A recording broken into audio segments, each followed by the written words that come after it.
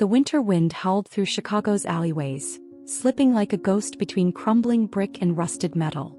Inside a dimly lit shelter on the city's edge, rescue workers moved quietly between overcrowded cages, checking on the forgotten. In the shadowed corner of one cage, barely visible beneath flickering fluorescent lights, huddled a tabby cat. His ribs jutted through matted fur, every breath a strained wheeze that echoed louder in the silence. He didn't lift his head. He didn't move. "This one's not looking good," a volunteer whispered gently, lifting him with practiced care. The cat offered no resistance, his body limp but his eyes faintly aware. "Call the rescue organization. Now." Hours later, the tabby was rushed to a veterinary clinic. Diagnosis: severe respiratory infection, extreme malnourishment, dehydration. The staff prepared for the worst. But in the middle of it all, as the vet adjusted his fur, the tabby raised his head just enough, and gently headbutted her hand. "He's a fighter," the vet murmured, surprised. "But he's going to need specialized care."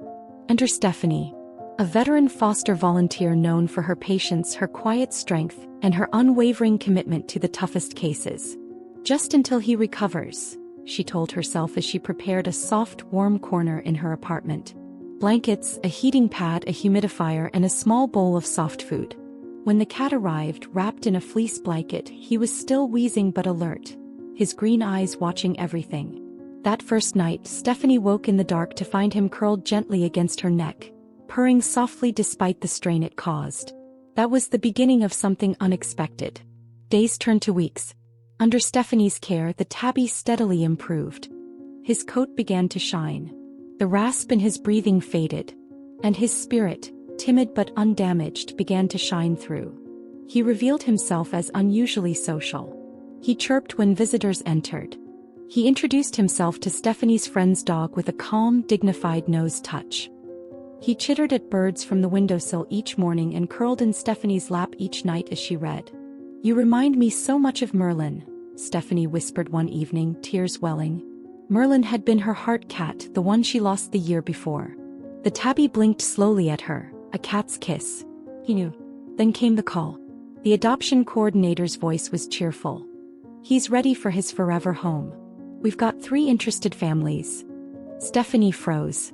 Her eyes drifted across the room. The tabby was batting a toy mouse with a playful elegance, tail flicking contentedly, his breath no longer labored. His world was no longer small or dark or cold. It was safe. It was home. And Stephanie knew. "Actually," she said, her voice catching in her throat, "I think he's already found it. Today Tybalt," the name she gave him, lounges regally on his favorite perch by the window, watching the world go by with those wise green eyes. Occasionally he glances back at Stephanie. They don't need to speak. They already know. Because sometimes rescuing a life means quietly stitching your own heart back together. And sometimes when you open your door to a broken soul, you discover you were the one waiting to be saved all along.